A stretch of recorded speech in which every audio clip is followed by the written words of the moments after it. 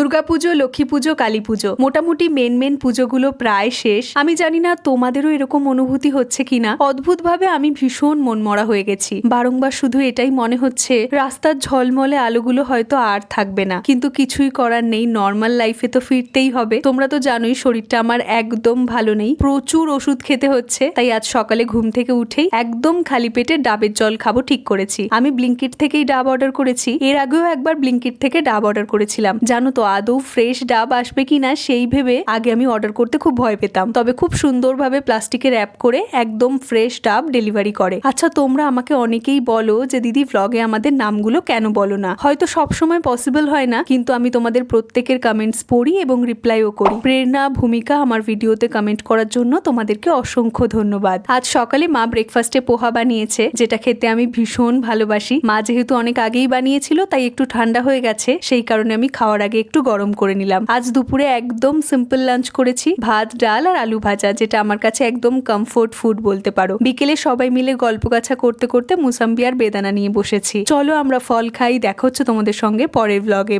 By.